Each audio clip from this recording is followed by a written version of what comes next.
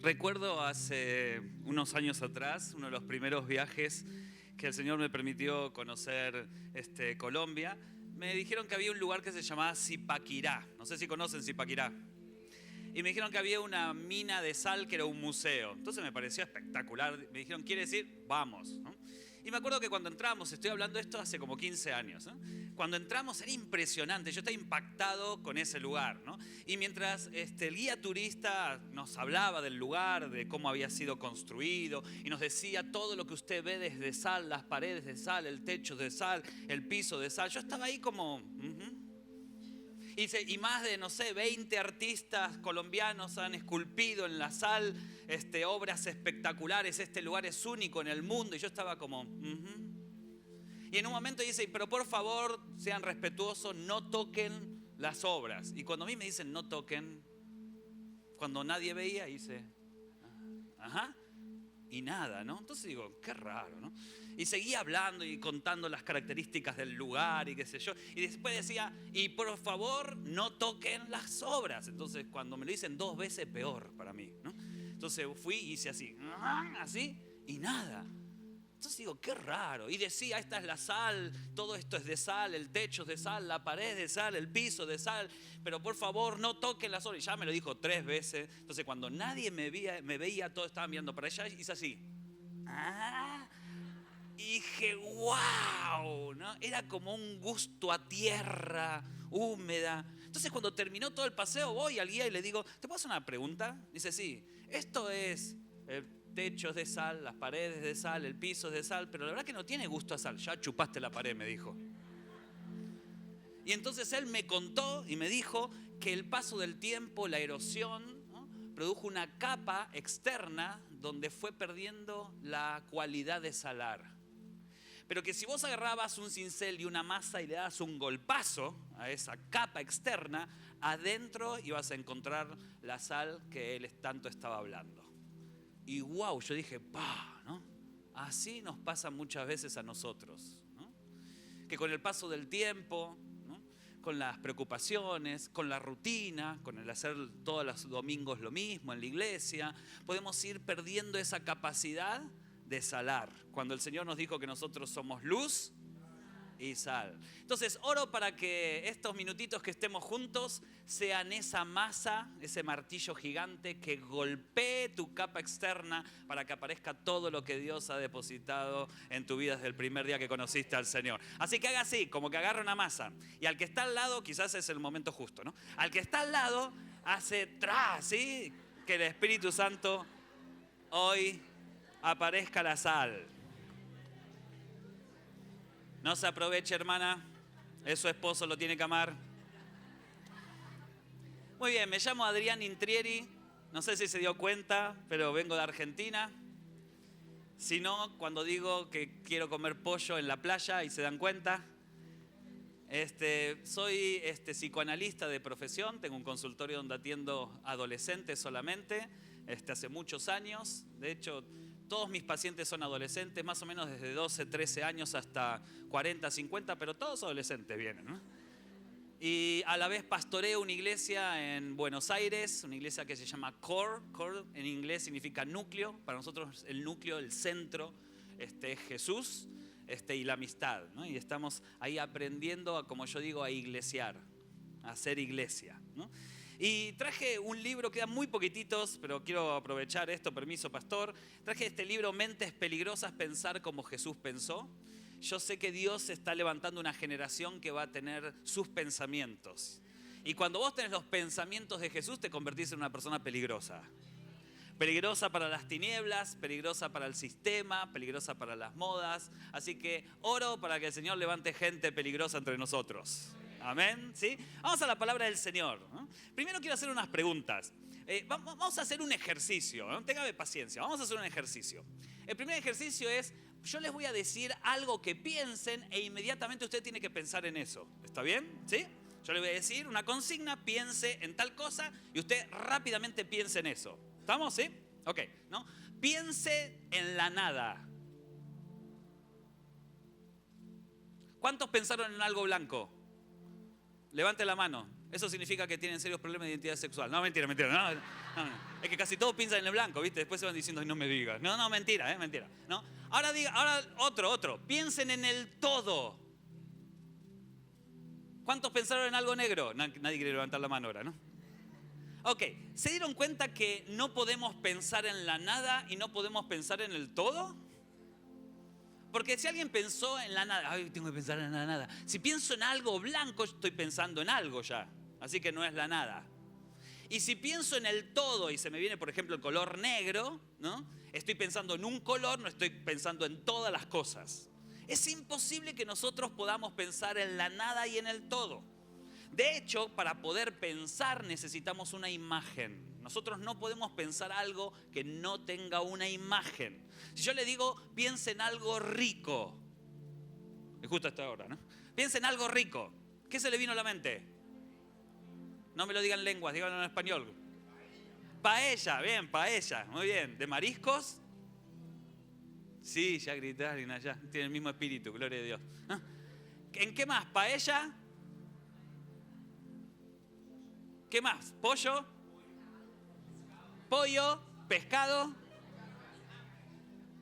Ok, se dieron cuenta que para que nosotros pensemos en algo rico necesitamos la imagen. Seguramente al pastor se le vino la paella a la mente. ¿Está bien? De la misma manera, cuando queremos pensar en el todo o queremos pensar en la nada, necesitamos la imagen. Y como no tenemos imagen para poder pensar en la nada y para poder pensar en el todo, es que no lo podemos pensar. ¿Y por qué vengo con esto, no? Muchas veces vas a encontrarte con gente que te dice, ¿sí, vos sos cristiano? Sí, a ver, mostrame a Dios. Mostrame a Dios, a ver, mostrá. No, es que no puedo mostrarte a Dios. ¿Por qué? Porque Él es eterno, inmensamente grande. Es imposible de reducirlo a una imagen. Por eso el pueblo de Israel no podía ni pronunciar su nombre de tan grande que era. Porque si pronunciaba su nombre, estaba reduciéndolo a algo. Y Dios es eterno. Es más, Jesús es el principio y el fin, el alfa y el omega. Es el todo y es la nada misma. Porque en la eternidad no hay ni todo ni nada, todo es eterno. Dios es tan grande que nosotros no lo podemos pensar. Impresionante, ¿no? Yo tengo un buen conocido que se llama Samuel Pagan. Él es uno de los eruditos bíblicos más grandes que tiene el continente. El otro día puso en su tweet que está estudiando los manuscritos de Qumran y en algunos lugares no ponen ni las sílabas, porque saben que antes ponían como letras aisladas para hablar de Dios, algo impronunciable, sino que ponen 3 puntos suspensivos.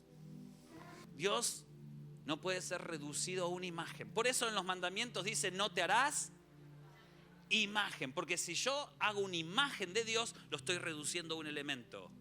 Y Dios es imposible de reducirse. Es tan grande que ni nuestra mente puede pensarlo, de lo grande que es. Pero en esta magnificencia, ¿no? Él, siendo Dios, decidió no estimar ese lugar y se hizo imagen. ¿Quién? ¿A través de quién? A través de Jesús. Que dice la Biblia que es la imagen visible de ese Dios imposible de pensar. Jesús sí se hizo cuerpo. El gran sacrificio de Jesús no es solamente la cruz, sino el cual siendo en forma, y miren que dice en forma, imagen, en forma de Dios, no estimó importante ese lugar, sino que se redujo a una imagen. Y nosotros sí podemos pronunciar Jesús, podemos verlo. ¿Está bien? ¿Por qué? Porque Él es la imagen visible del Dios invisible. Increíble. Cuando yo me pongo a pensar esto, digo, wow, hay que haber hecho eso, ¿eh? No nos imaginamos lo espectacular que significa. Ahora, hubo un momento en el ministerio de Jesús. ¿Cuánto tiempo pasó Jesús de ministerio? Lo discutimos anoche. Algunos dicen 3 años, otros dicen 3 años y medio. Pero no importa cuál de las dos cifras sea, hubo un momento en el ministerio de Jesús que se revirtió la fórmula. Jesús siendo grande se hizo hombre. Y hubo un momento en el ministerio de Jesús que siendo hombre mostró toda la gloria. ¿Alguien se acuerda en qué lugar fue esto? Hubo un momento donde Jesús siendo hombre mostró toda la gloria. en la transfiguración. Así que vamos a hablar de la transfiguración en esta mañana. Así que busquen Mateo capítulo 17, verso 1. Mateo 17, 1. Ni bien lo tengan, digan, Adrián, qué lindo que te viniste hoy. ¿De verdad, hermana? Ni bien lo tengan, digan, Adrián, qué lindo te viniste hoy. ¿Lo tienen? Gracias, gracias. Gracias, hermana, pero estoy casado, lo lamento, ¿no? Muy bien, dice así: 6 días después, Jesús tomó a Pedro, a Jacobo y a Juan su hermano y los llevó aparte a un monte alto. Y se transfiguró delante de ellos y resplandeció su rostro como el sol y sus vestidos se hicieron blancos como la luz. Y aquí les aparecieron Moisés y Elías hablando con él. Entonces Pedro dijo a Jesús: Señor, bueno es para nosotros que estemos aquí. Si quieres, hagamos aquí 3 enramadas, una para ti, otra para Moisés y otra para Elías. Mientras él aún hablaba, una nube de luz los cubrió y aquí una voz desde la nube que decía: Este es mi Hijo amado en quien tengo complacencia, a él oíd. ¿No? Muy bien, acá tenemos uno de los momentos más espectaculares del ministerio de Jesús. Si hubo un momento bien espectacular fue la transfiguración, ¿no? Fue increíble ese momento. De hecho, qué lástima que no existía YouTube y los celulares, porque si alguno de los 3, Pedro, Jacobo y Juan, hubiesen filmado ese video, se hubiese viralizado, hubiese sido el video más visto en la historia de la humanidad, ¿no? Y hubiésemos dicho: para vos, Gangnam Style. Pero solamente se redujo a muy pocas personas como testigo, ¿no? Pero antes de esto suceden 2 cosas importantes. Antes del capítulo 17, en el capítulo 16, yo se los cuento, no lo busque, créame que no voy a mentir, ¿no? Hay 2 momentos muy importantes. Jesús tiene 2 conversaciones con los discípulos. La primera conversación, Jesús les hace una pregunta. La segunda conversación, Jesús les cuenta algo que va a suceder. En la primera conversación, Jesús les hace una pregunta a los discípulos y les dice: muchachos, ¿qué piensa la gente acerca de mí? ¿Qué dice la gente de quién soy? No sé si alguna vez a vos te importó saber lo que la gente piensa de vos. Y alguna vez le preguntaste: ¿qué dice la gente acerca de mí? Yo mejor no. Prefiero quedarme en la ignorancia de esa pregunta, ¿no? Pero Jesús les hace, casi llegando al final del ministerio, Jesús les hace una pregunta a los discípulos. Muchachos, díganme, ¿qué dice la gente acerca de mí? ¿Quién soy yo? Me imagino a los discípulos mirándose los unos a los otros, ¿no? Y salta uno y dice: la gente dice que vos sos la reencarnación de Juan el Bautista. Yo imagino a Jesús: ¿qué? ¿Qué dice? ¿Sí? Dice que vos sos la reencarnación de Juan el Bautista. Primero, el pueblo de Israel no creía en la reencarnación. De hecho, nosotros tampoco, ¿no? Nosotros sabemos que tenemos una vida y después de la muerte viene el juicio, ¿no? Entonces yo me imagino a Jesús diciendo: la reencarnación. Y de Juan el Bautista, tan feo. Para colmo no daban las fechas, porque ¿quién era Juan el Bautista?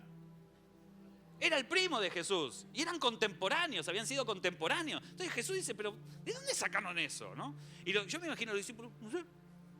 Y entonces salta otro que la quiere arreglar. Y dice: no dice la gente que vos sos la reencarnación de Juan el Bautista. Y Jesús: qué bueno. ¿Y qué dice? Que sos la reencarnación de Elías. Dale con la reencarnación, ¿no? ¿Y por qué Elías? ¿No? Y otro dice: no, la reencarnación de Jeremías. Otro más, ¿no? Y termina uno diciendo: no sé, la reencarnación de alguno del Antiguo Testamento. Conclusión: la gente no tenía ni idea quién era Jesús. Aparte me imagino a Jesús así: la gente no entiende nada. Y entonces, ¿quién salta en ese momento? Pedro. A mí me gusta imaginarme la situación, ¿no? Yo me imagino a Pedro así, como que tiene algo y no lo puede largar, ¿no? Y tiene miedo de decirlo. Entonces yo me imagino a un discípulo al lado diciendo: ¿qué pasa? Va a explotar Pedro, ¿no? Y entonces Pedro dice: Señor, ¿qué pasa? ¿Qué pasa, Pedro? Vos sos el Cristo, el Hijo del Dios viviente. Y yo me imagino a los discípulos: cualquiera dijo. No, eso es verdad. Perdón. Y Pedro dice algo espectacular, que hasta ese momento nadie lo había dicho ni nadie lo había pensado. Porque Pedro utiliza una palabra que es el Cristo. ¿Qué significa decirle a Jesús el Cristo? Es que aquel que iba a morir en la cruz, porque la palabra Cristo viene derivado de la cruz. Nadie nunca lo había llamado así. Pedro en ese momento larga una palabra directa del Espíritu Santo. Y entonces todos se quedan como mirando, como diciendo, cualquier cosa dijo este Pedro. Hasta me imagino el discípulo que dijo de Juan el Bautista, dijo, lo que yo dije es mejor.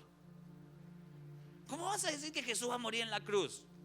Eso es imposible. ¿Por qué? Porque hoy para nosotros es como cool la cruz, ¿viste? La llevamos en nuestras cadenas, la cruz la tenemos en nuestras iglesias. Pero en la época de Jesús no era cool la cruz. Era un símbolo de tortura, de muerte de los más bajos. Y aparte que decirle nada más y nada menos que a Jesús, el maestro, que iba a morir de una manera tan vulgar, era como que, no sé, vos digas, Señor, quiero dar mi vida por el evangelio, y te termines muriendo con un pedacito de pollo atragantado en la garganta. Y después te digan, murió empollado. Y todos después tengan colgado una cabeza de pollo en el pecho. Es decir, Pedro dice algo insostenible. Y para colmo dice no solamente que Jesús iba a morir en la cruz, sino que Él es el Hijo del Dios viviente, algo relacionado con la resurrección. Por eso Jesús es así, sí, Pedro, sí, Pedro, eso. Y yo me imagino a Pedro como diciendo, bueno, ¿la pegué? Y es más, Jesús dice, sí, Pedro, sí, eso es, bien, sí, Pedro, tenés razón. Escuchen todo, lo que dijo Pedro tiene razón, repetilo. Que sos el Cristo, el Hijo del Dios viviente, sí, así, bien, Pedro. Y es más, Pedro, mira, ya no te vas a llamar más Simón, le dice, sino que te vas a llamar Pedro. Y sobre ese Pedro, sobre esa roca, edificaré la iglesia. Y Pedro como, ¿qué vas a edificar? Porque saben que una de mis dudas siempre fue que la palabra iglesia no existe en el hebreo. Existe solamente en el griego, que significa eclesía. Es decir, cuando Jesús habló, Jesús no hablaba griego, hablaba arameo antiguo y hebreo. Cuando Jesús habló, seguramente no sé qué debe haber dicho, que después Mateo lo traduce al griego. ¿Está bien? Utilizando el término eclesía. Pero en ese momento no sé qué le debe haber dicho Jesús. No sé si hay forma de saberlo, creo que no. Pero ¿qué le debe haber dicho? ¿Sabes qué, Simón? Ya no te llamas más Simón, te llamas Pedro, y sobre esta piedra edificaré. Pero no dijo la palabra iglesia. ¿Qué palabra debe haber utilizado? Quizás dijo una comunidad que se va a amar hasta la muerte. Quizás dijo un grupo de amigos, ¿no? Quizás dijo un cuerpo, ¿no? Un pueblo. No sé qué debe haber utilizado Jesús. Lo que sí sé es que le dijo, y es más, Pedro, lo que vos vas a hacer, ahí factor fundamental, las puertas del Hades no prevalecerán contra ella. Yo imagino Pedro, Cristo. Y es más, después ¿saben lo que le dice Jesús? Miren, redobló todavía la bendición. Dijo, porque lo que vos dijiste no te lo reveló, hombre. No salió de tu pensamiento, vino directamente de Dios. Yo imagino Pedro, profeta. Y le dijo, ¿sabes qué? Y te doy las llaves del paraíso. ¿Ah? Aparte me imagino, por ejemplo, ahí estaría, no sé, algunos de los discípulos diciéndole, ¿todo eso por una frase? ¿Por qué no lo dije yo? ¿No? Y es más, Pedro, no solamente te doy las llaves del paraíso, por eso vieron que en los dibujitos siempre está Pedro en la puerta del paraíso. Sino también le dice, y todo lo que atares en los cielos será atado en la tierra, y todo lo que desatares en los cielos será desatado en la tierra. ¡Ah, qué buena onda! Aparte me imagino a Pedro después así. Cuidado, yo soy el profeta.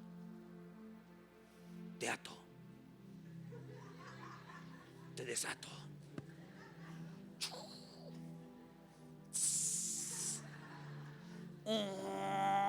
¿Te imaginás si vos tuvieras la potestad por Dios de atar y desatar? Imagínate, vos estás limpiando tu casa, tu hijo no para de hablar, solo lo atás. Voy a decir.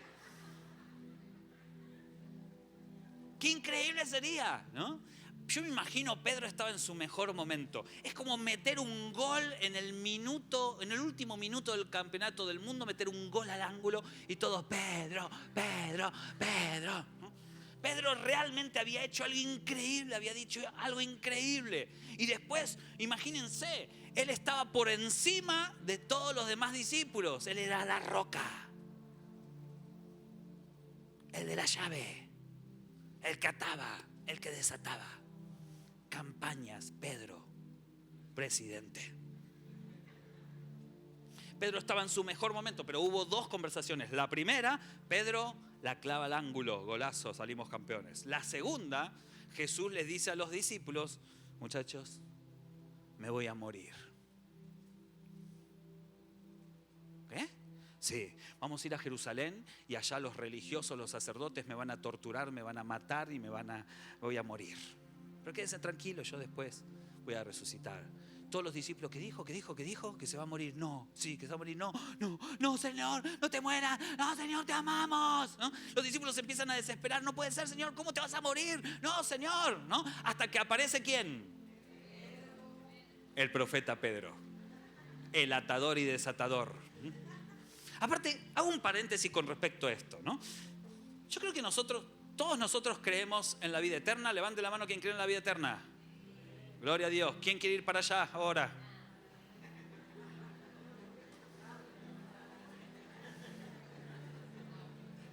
Uno así, no. Aparte, no justo ahora que queremos terminar el culto, ¿no? Es decir, ¿se dieron cuenta que nosotros creemos en la vida eterna, pero tenemos un tema con la muerte? ¿Cuántos cristianos dicen, ay, va a hablar de la muerte? Dios me libre. De hecho, me acuerdo una vez en Cora hablé sobre la muerte y arranqué diciendo, quiero hablar de la muerte antes que se muera alguien. Y después van a pensar que estoy hablando a propósito por él o por ella, ¿no? Y todos están como, ¿qué te pasa, Adrián, que vas a hablar de la muerte? No, nada, quiero hablar de la muerte, ¿no? Vieron que nosotros tenemos un tema, creemos en la vida eterna, pero nos causa mucha extrañeza, incomodidad hablar de la muerte. De hecho, cuando vas a un velorio, un sepelio cristiano, es como que el cristiano niega la muerte. Vos llegás, no sé, acá se dice sepelio, velorio. ¿Sí? Ok, vas a un sepelio cristiano, está ahí el cuerpo y la gente lo mira como diciendo, qué cara de paz que tiene. Y vos decís, tiene cara de muerto para mí, ¿no? Pero es como que no queremos decir que está muerto. Y algunos dicen, se quedó dormido el hermano. Gloria a Dios, el Señor se lo llevó dormido. Yo digo, qué feo quedarte dormido. Es como que esta noche vos te acuestes y cuando te levantás estás en el cielo. ¿Qué onda? ¿Qué hago acá, no? ¿Cómo fue? Yo siempre digo, no, hermano, no está bueno que un cristiano se muera quedándose dormido. Yo le dije, Señor, no, conmigo, hagamos algo. Hagamos algo que sea importante. Digo, que aún en mi muerte yo pueda predicar. Que aún mi muerte sirva para inspirar a otros. Porque si total para nosotros es un abrir y cerrar de ojos y estamos brindando con el Rey. La muerte para nosotros no es un problema. Los discípulos lo habían comprendido muy bien esto. Cuando llegan al final de sus vidas, no teniendo el problema de dar la vida por el Evangelio. En cambio nosotros, ¿qué hacemos? ¿No? Pare de sufrir. Nosotros le tenemos miedo a la muerte. Cuando los cristianos del primer siglo aceptaron al Señor Jesús, el siguiente paso era morir. Y no tenían ningún problema, porque su vista estaba puesta en la eternidad. Nosotros a veces nos volvemos tan materialistas, ¿no?, que le tenemos tanto miedo a la muerte. Me imagino ahí los discípulos mirando para todos lados, como diciendo, Señor, no lo hagas, que Señor, hasta que aparece Pedro. Tranquilo, muchachos, tranquilo. Acá está la roca. Quédense tranquilos. Yo ahora lo ato. Y otro evangelio dice que tomó a Jesús aparte. Me encanta esta escena. Me imagino que diciendo, no llores, muchacho, tranquilo. Andrés, no llores, tranquilo. Quédate. No, quédense ahí, tranquilo. Juan, tranquilo. Vení, Señor, vení. Yo imagino agarrándolo así, vení, vamos aparte, vení. Imagino a Jesús así. Y Jesús le dice, ¿qué pasa, Pedro? Y hace así. Vení conmigo, ¿no? Lo agarra de la mano. Y le dice, te voy a dar palabra. Porque yo soy el profeta. Ato. ¿No? Así que, y Jesús dice, pero para usted calladito la boca. Agárreme de las manos. Vamos a orar. Señor, no vayas a Jerusalén, no te entregues, vos no tenés que morir, vamos a hacer todo lo posible para que no te pase nada. Y en ese momento Jesús le salta la mano y dice, pará, Pedro, apártate de mí, Satanás. Y yo, Pedro, ¿ah? La otra conversación me dijiste que hablaba del Espíritu Santo, era de Satanás, ponete de acuerdo, hermano, ¿no? En ese momento, ¿no? Fíjense, Pedro venía de meter un gol en el ángulo y ahora mete un gol en contra. Así son las cosas. Después de estas dos situaciones, ¿no?, aparece la transfiguración. Así que miren qué introducción que tuvo. Después de estas dos conversaciones, la gente se quedó con que Pedro habló a través del Espíritu Santo, la llave, atar, desatar. Pedro habla a través de Satanás también. Como raro, ¿no? Y después de eso viene el capítulo 17, verso 1, y dice, 6 días después Jesús tomó a... mira esto. 6 días después Jesús tomó a Pedro, Jacobo y a Juan, su hermano, y los llevó aparte de un monte alto. ¿Se dieron cuenta de algo acá? A ver si alguien se dio cuenta. Hay una verdad bíblica al comienzo del capítulo 17 que si vos la entendés... ¿Alguien se da cuenta? ¿Cómo comienza diciendo el verso 1? ¿Qué pasó 6 días después? ¿Qué pasó? Pero antes de que elija a los 3 discípulos y los lleve aparte, ¿qué pasó? Fíjese que ahí lo dice. Dice, 6 días después Jesús tomó a Pedro, a Jacobo y a Juan, su hermano. ¿Pero qué pasó? Antes de que tome a Pedro, a Jacobo y a Juan, ¿qué pasó? ¿Saben lo que pasó? Nada.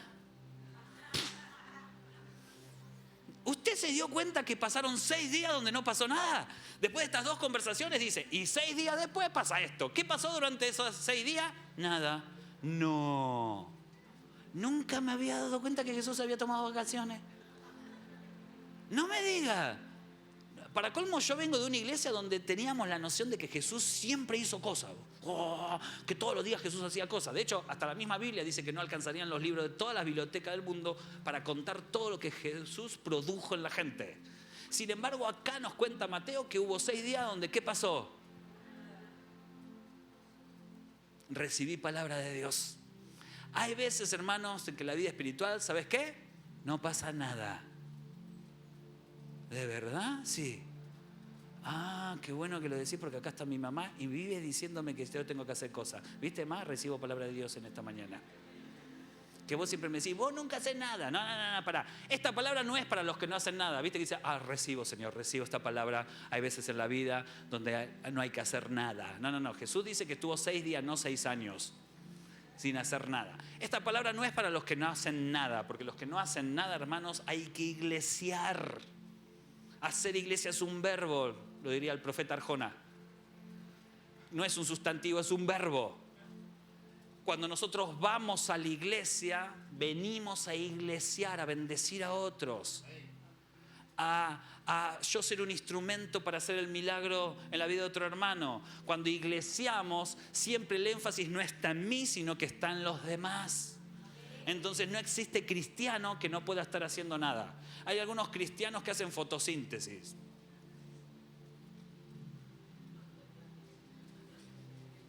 ¿Qué estás haciendo? Fotosíntesis espiritual.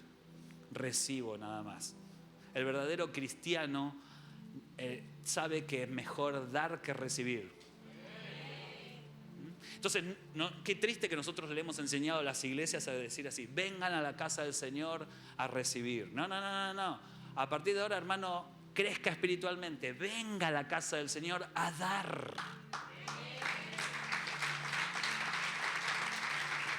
¿Saben por qué? Porque el cristiano que viene a recibir es el bebé espiritual.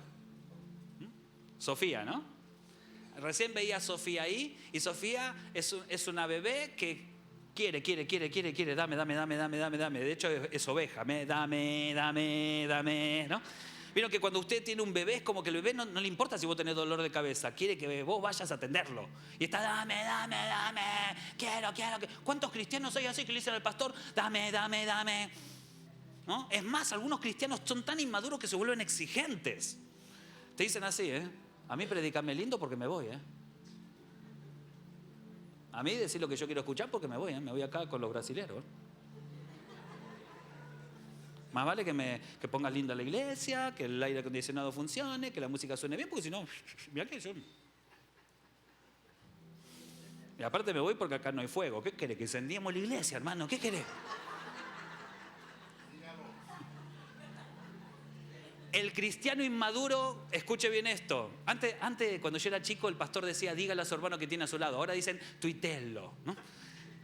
El cristiano inmaduro pide para sí mismo. El maduro pide para los demás.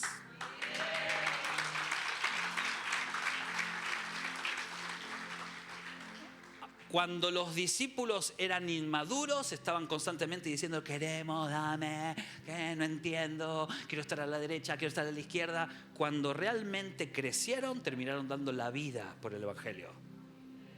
¿No? Ahí están, ¿no? 6 días después, ¿Jesús qué hizo? Nada. Esta no es una palabra para los que no hacen nada, porque ponete a hacer cosas, hermano. La mies es mucha y los obreros son pocos. Es triste que en la iglesia un grupo pequeño haga muchas cosas. La iglesia tiene que ser al revés. Mucha gente haciendo poco. Pero nos encontramos con que somos pocos los que hacemos mucho. Y acá somos un montón. ¿Se imaginan si todos podríamos trabajar a la par, siendo comprometidos con la obra? Ya hubiésemos ganado Cartagena para el Señor. Así que póngase a trabajar. Esta palabra no es para el que no hace nada. Esta palabra es para el que hace mucho.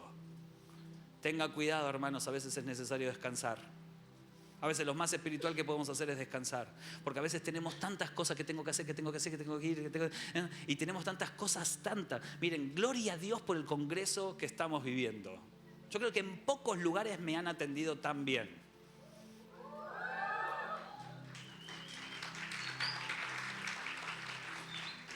Pero se nos viene Marta y María, no sé si se acuerda de esa parte de la Biblia, donde muchos dicen, no, Marta perturbada. Hay muchas Martas y Martos en la iglesia. Y nosotros que somos María, que venimos, nos sentamos y recibimos, y estamos a los pies del maestro, miramos a todos los que, ay, mirá qué nerviosa que está la hermana. Sí, está nerviosa porque hace 5 horas que está despierta.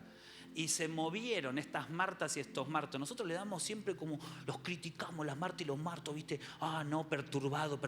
¿Qué? ¿Cuántos hermanos que, viste, ni pasó por al lado y ni me saludó? Claro, son los Martas y los Martos que andan corriendo para todos lados para que esto funcione. Y nosotros los criticamos, pero gloria a Dios por las Martas y los Martos que hacen que nosotros podamos sentarnos y recibir de Dios. Nos encanta, ¿no? Siempre decimos, qué lindas canciones, qué lindo que suena la banda, me encanta la chica baterista. Pastor, me la llevo a Argentina, ¿eh? Me encanta, ¿no? Y claro, decimos así, no nos damos cuenta la cantidad de tiempo que tienen que dedicarle para ensayar, creo, ¿no? Hacen así como, ¿no? Ok, ¿no? Por gracia y misericordia. Es decir, la cantidad de tiempo, mientras nosotros estamos en nuestra casa, ellos están ensayando. Mientras usted estaba durmiendo, ya había un equipo acá abriendo la iglesia. Mientras usted viene a recibir del Señor, hay patrocinadores que algunos ni son cristianos, que han invertido para que la gloria de Dios esté en este lugar. Gloria a Dios por las Martas y los Martos, ¿no? Pero llega un momento en donde tenemos que parar. Por eso Jesús le dijo, che, este no era el momento. Diga conmigo, che, este no era el momento. Quería darme el lujo de escuchar argentino. Este no era el momento, este era el momento para descansar. ¿Está bien? No era el momento para trabajar. Hay momentos en donde tenemos que parar. 6 días después de descanso, Jesús tomó a Pedro, a Jacobo y a Juan, su hermano, y los llevó aparte a un monte alto, ¿no? Y me imagino la situación. Jesús viene, yo me imagino que los discípulos estaban todos tirados en el monte, mirando el cielo, otro comiendo un pedacito de pasto, el otro haciendo dibujitos. Y viene Jesús y dice, muchachos, y todos se ponen de pie. Sí, Señor, ¿qué hacemos? ¿Qué hacemos? Nada, siéntense. Oh, Señor, estamos aburridos. Mandátenos algo, no sé. Hacete algún milagro, qué sé yo. Acá está Mateo, hace días que no escribe. Estamos medio aburridos. Y Jesús dice, no, tranquilo. Lo que sí, Pedro, Jacobo, Juan, vengan conmigo. Todo se hizo un silencio. Era como cuando éramos chicos, ¿viste? Estabas en el colegio y la directora te llamaba a dirección. Decía, intrieri a dirección. Yo rápidamente hacía un recuento en mi vida. ¿Qué hice? Y es como que ibas como oveja que va al matadero. Y todos te miraban como diciendo, me imagino los 3 discípulos, ¿no? Vamos. Y yo creo que entre ellos había buen humor. Nosotros los creemos que eran así, como pintan las películas. Pero yo creo que había buen humor. Yo me imagino, no sé, Andrés diciéndole a Pedro, Pedro, tené cuidado, ¿eh? No sea cosa que te vayan a sacrificar como Abraham a Isaac, ¿eh? Y Pedro diciendo, cállate. No, Señor, no. Y Jesús ahí en broma dice, no, trae el cuchillo. Y entonces me imagino a Pedro diciendo, ¿dónde vamos, Señor? ¿A dónde vamos, Señor? ¿Vos tenés hijos que hacen eso? ¿Y cuánto falta? ¿Y cuánto falta? ¿Y cuánto falta? ¿Y cuánto falta? Cuando agarramos el auto con mi familia y mis hijos más pequeños dicen, papi, ¿el viaje es largo o cerca? Siempre es largo. Porque si no están, ¿y cuánto falta? Y estamos cerca, ¿y cuánto falta? Y estoy aburrido, ¡pará! ¿No? Me imagino los 3 suben un monte, bajan el monte, suben un monte, bajan el monte, horas y horas caminando. Horas y horas caminando. Y todos preguntándole, Señor, ¿a dónde vamos? Shh, ustedes síganme. Aparte me imagino a Jacobo diciendo, estoy cansado, dale, estoy cansado. ¿No? Y Pedro dice, teatro, ¡fu!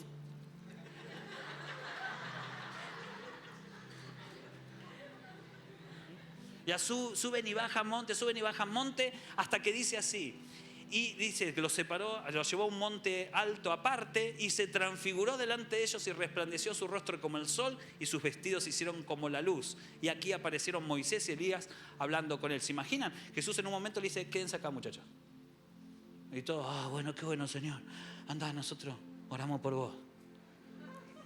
Y entonces Jesús, ¿no? Se va. Y empieza a subir otra vez otro monte y ellos se quedan ahí mirándolo como diciendo, ¿qué va a hacer Jesús? No sé. Y se quedan los 3 mirando y cuando llega Jesús a la cima del monte se queda quieto y todos los 3 mirándolo. Y Jesús se queda quieto.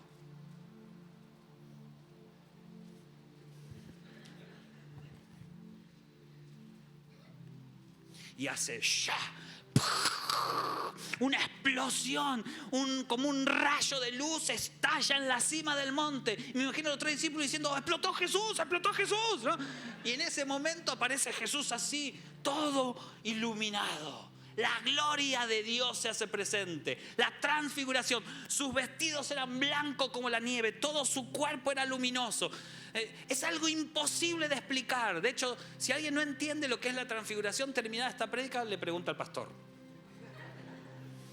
Y en ese momento los discípulos están así como diciendo, wow, ¿qué pasó? Todos mirando como destellos de luz, wow, ¿qué pasó, Señor Jesús? Y en ese momento ven que aparecen 2 hombres. Y yo imagino a los discípulos diciendo, no, los van a secuestrar a Jesús, los van a secuestrar. ¿No? Y entonces dicen, no lo van a... Esto no está en la Biblia, ¿eh? Algunos están diciendo, ¿en qué parte de la Biblia está esto? ¿No? Yo me lo estoy imaginando, ¿no? Y en un momento me imagino ahí a Jacobo diciendo, ay no.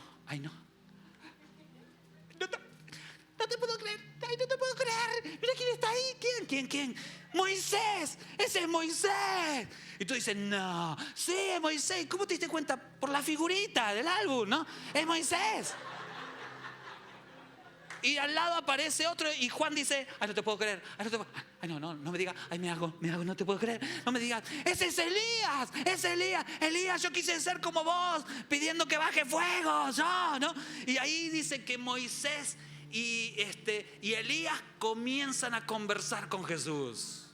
Mientras tanto los discípulos, acá estamos, acá abajo. Aparte me imagino a los discípulos, ¿qué haces, Señor, amado Señor? Oh, Señor. Y se escucha, Moisés, desde abajo. Y Moisés, escucho mi nombre. Y cuando miran abajo está Pedro, Moisés, acá estoy. Pedro, la roca. Y yo me imagino a Moisés diciéndole a Jesús, ¿este es la roca? Y Jesús, Moisés, ¿no? Y me imagino a Elías, ¿querés que baje fuego? ¿Lo consuma? No, déjalo, son buenos muchachos, déjalo, ¿no? Y comienzan a hablar. Ay, a mí me da una bronca, no sé si a usted le pasa lo mismo, pero a mí me da una bronca cuando la Biblia dice que conversaron y no te dicen que hablaron. Es como cuando Pablo dice, y fui hasta el 3er cielo. Voy a decir, ¿cuántos cielos hay? No te pienso contar. Y fui hasta el paraíso y ahí Dios me dijo un montón de cosas que no te lo voy a decir. Entonces, ¿para qué contás si no? Me da una bronca, ¿viste? ¿Para qué decir que te hablaste si después no decís lo que hablaste? Acá no sabemos bien qué estuvieron conversando. Quizás Moisés le dijo, Señor, el Padre está con vos. Estamos acá para alentarte. O Elías diciéndole, Señor, vas a bajar hasta lo profundo de los cimientos y vas a arrebatar la muerte y vas a vencer al maligno. Y quizás hablaban cosas teológicas, ¿no? O quizás no. Quizás, no sé, nada que ver, ¿no? Quizás Moisés le dijo, no, pasamos por acá, no tenemos nada que hacer. Que ver cómo estaban todas las cosas, ¿no? ¿Está todo bien? ¿Sí? No sabemos qué, lo que sí sabemos es que empezaron a conversar. Y mientras empiezan a conversar, ¿quién interrumpe la conversación?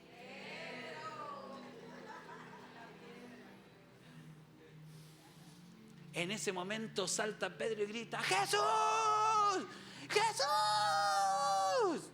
No, yo decía anoche, ¿vieron que cuando uno quiere hablar cosas espirituales con autoridad, pasan dos cosas, ¿viste? Los hombres que tienen voz gruesa, cuando quieren dar autoridad espiritual, les sale la voz finita.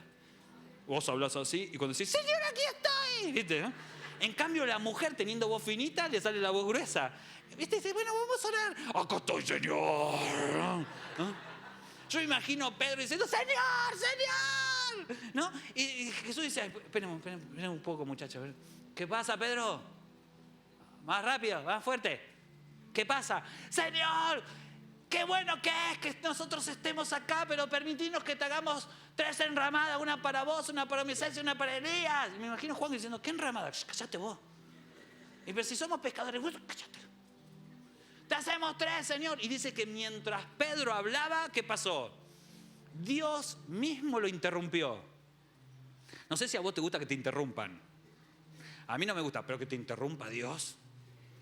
Y dice que mientras él aún hablaba, una nube de luz los cubrió y aquí una voz desde la nube que decía, este es mi hijo amado en quien tengo complacencia, a él oíd.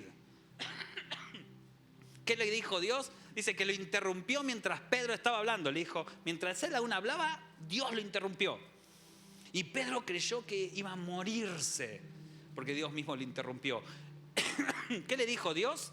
Este es mi hijo amado en quien tengo complacencia, a él oíd. Como diciéndole, cállate, Pedro. Cállate y escúchalo a él. Y ahora esto es la introducción, ahora voy a predicar. Quiero hacer un énfasis sobre las palabras de Pedro. ¿Recuerdan, no? Pedro, ¿quién era? La roca, el atador y desatador. El que cometía errores, el que tenía muy buenos momentos y muy malos momentos. ¿Te hace acordar a alguien? ¿Cuántos tuvieron muy buenos momentos y después muy malos? Levanten la mano. Bien, una iglesia pecadora, pastor, pero sincera. Pedro le dice a Jesús, ¿qué le dijo? Bueno, Señor, es para nosotros que estemos acá, permitirnos que te hagamos 3 enramadas, una para vos, otra para Moisés y otra para Elías. Y mientras decía esto, Dios lo interrumpe. Yo me imagino a Jesús así como diciendo, ¿eso me decís, Pedro? Estamos hablando acá con Moisés, estamos hablando con Elías, y se te ocurre intervenir diciéndole, bueno, pero nosotros que estamos aquí, hagamos 3 enramadas, Pedro. Esa es tu gran idea. ¡Qué gran idea que tenés, Pedro! Una gran idea tan grande que idiota de grande.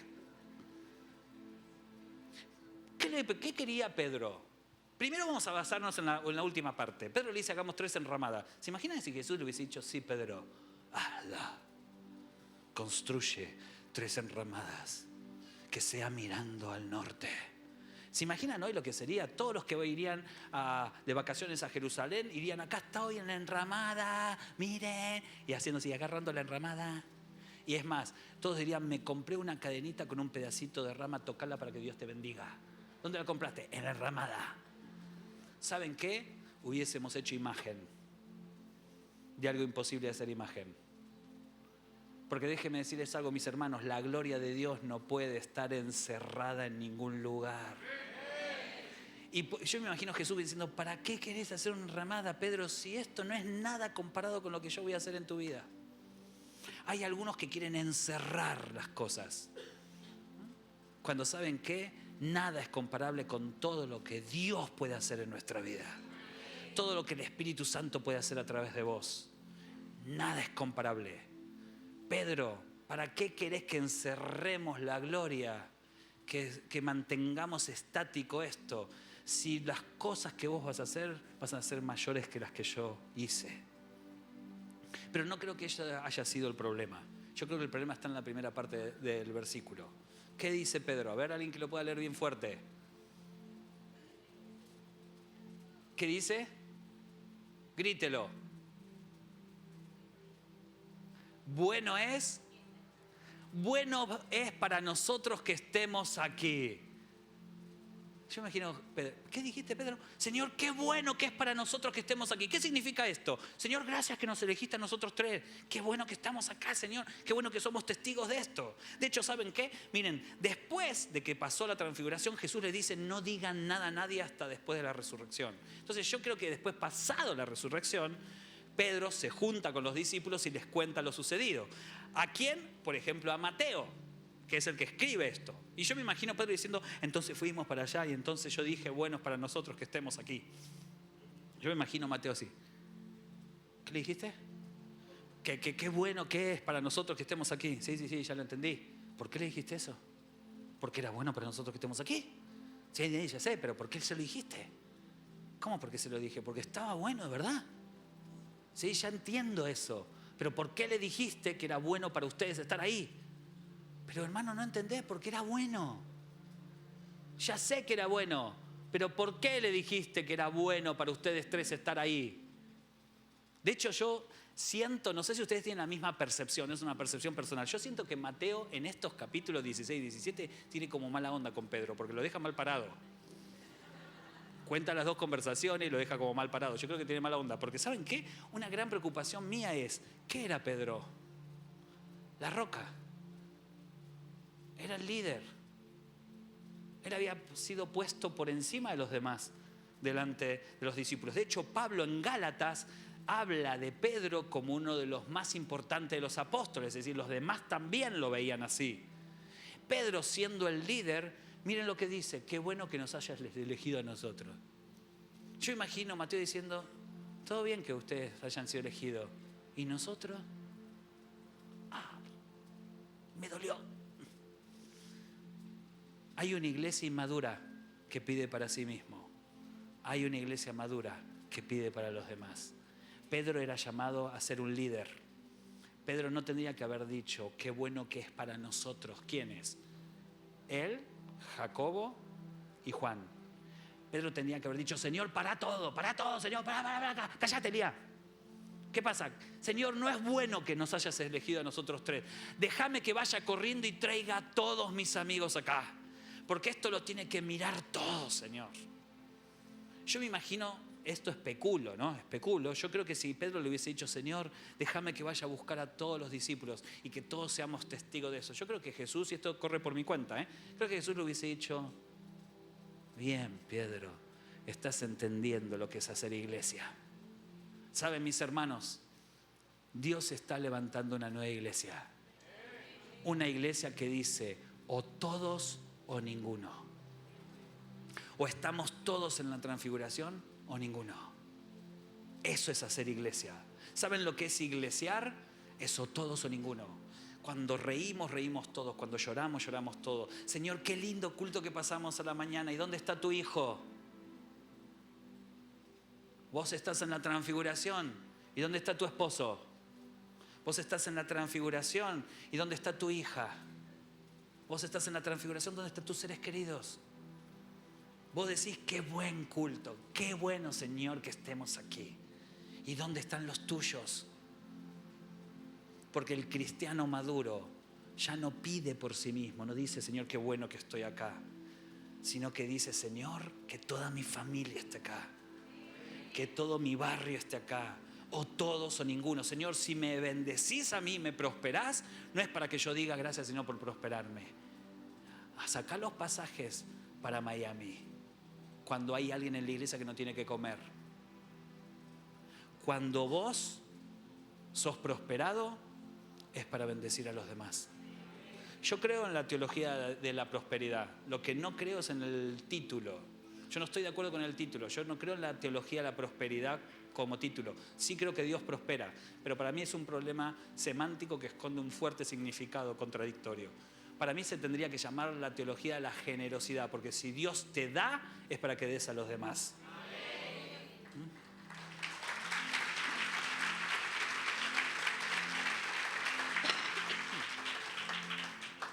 Termino con esto: o todos o ninguno. Hace un tiempo atrás nos mudamos a un apartamento mucho más grande y yo siempre soñé con tener un espacio grande para tener esas heladeras grandotas, esas que casi a la mañana te saludan, te dicen buenos días, ¿no? Y que sobre todo soñé siempre desde muy chiquito. Yo vengo de una familia muy, muy humilde, de muy bajos recursos. Yo fui el primero de mi familia que estudió en la universidad, ¿no? Yo soñé con tener esos refrigeradores donde vos pones el vaso y caen los hielos, por el solo hecho de sacar hielo. Así que... Entonces ahorramos con mi familia, salía 20.000 pesos argentinos. Fuimos a la casa electrodoméstico y estábamos ahí viendo. Y entonces nos dijo, miren, con el aparatito sale 20.000, sin el aparatito sale 18.000. ¿Qué quieren con aparatito? Dije yo. Era así ancha la heladera, ¿no? El refrigerador. Entonces me dijo, ¿de qué color quieren? No sé de qué color hay, voy a investigar. Entonces estábamos ahí muy felices porque se iba a cumplir mi objetivo de meter el vaso y sacar los hielos, ¿no? 20.000 pesos, para que se den cuenta, en aquel momento 8.000 pesos era un sueldo mensual, así que era un refrigerador carísimo. Cuando estaba ahí hablando, aparece un abuelito al lado. Y entonces yo medio como que escucho lo que estaba hablando en el mostrador la otra vendedora, y la otra vendedora le dice, usted va a ir a juicio por su deuda. Y entonces dice, pero por favor, no hay forma de refinanciarlo, ya la refinanciamos. No, usted va a ir a juicio. Pero el resto me compromete, mi sueldo, no tengo que comer, ¿no? Y entonces el abuelo le dice, ¿cuánto es mi deuda? 1.800 pesos. Yo iba a comprarme un refrigerador de 20.000 con el cosito. Entonces mi mujer se fue para allá a ver otros electrodomésticos y yo estaba... Y empecé como... Pero ¿y el hielo, Señor? El vasito metido. Y mientras tanto veía como el hombre hacía así, no les miento, no les exagero, hacía así. Uy. Entonces no me aguanté más y le dije, ¿cuánto es lo que debe él? 1.800. Me miró la mujer como extrañada. Tomá, yo le pago la deuda. Y la mujer me miró como diciendo, ¿y vos quién sos? No, tranquilo, tranquilo. Y el hombre me miró como diciendo, pero mire que yo no tengo forma de pagárselo. No, tranquilo. ¿Quién es usted? Hagamos una cosa, tómalo como un regalo de Dios, le dije.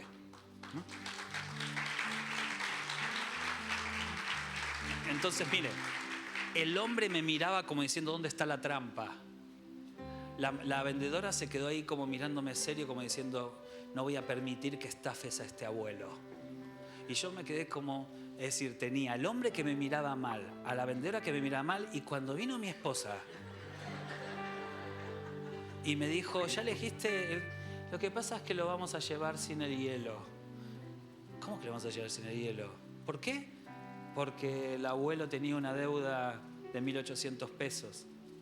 Ah, bueno. Y vino el vendedor, me dijo, no, lo llevamos sin el hielo. ¿Por qué?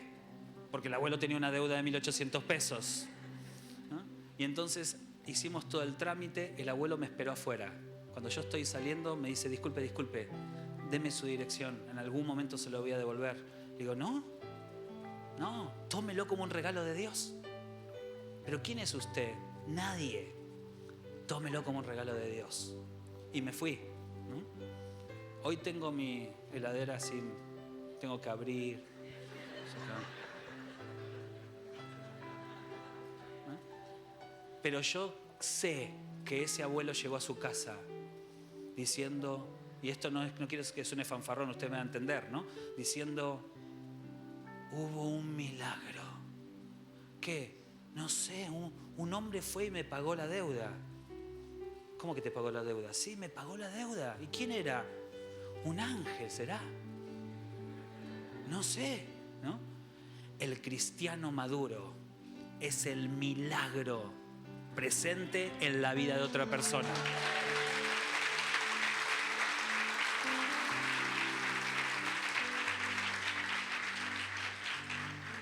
O todos o ninguno. La verdadera iglesia es la que dice o todos o ninguno. Si hoy estás acá y te sentís sola, al lado tiene que haber un cristiano que te abrace. Porque miren, cuando yo paso por dificultades, no sé si a usted le pasa lo mismo. Cuando paso por dificultades me siento tan solo. Yo no me desespero, no, pero me siento solo. No sé si a usted le pasa lo mismo. No soy de llorar, no soy de desesperarme, no soy de enojarme. Soy de sentarme en mi sillón y sentirme solo. Cuando tengo mucha preocupación, me levanto de noche, no puedo dormir. Me voy al living, me siento en el sillón y me siento solo.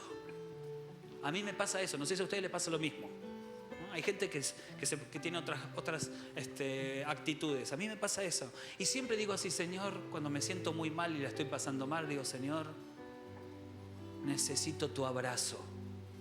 Necesito tu abrazo. Y para que en ese momento Dios me abrace, tienen que suceder dos cosas, mis hermanos, miren.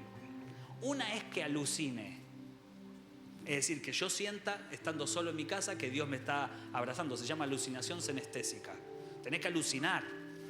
Está bien sentir que algo no está pasando, pero está pasando. Dios lo hace, ¿eh? ¿Está bien? Ahora, la segunda es que te encuentres con un cristiano que te abrace. Y entonces cuando ese cristiano te abraza, sentís el abrazo de Dios a través de un hermano. ¿Cuál de los dos quiere usted? Yo no quiero una iglesia que alucine. Gloria a Dios por las cosas maravillosas que hace el Espíritu. Pero yo quiero una iglesia de o todos o ninguno.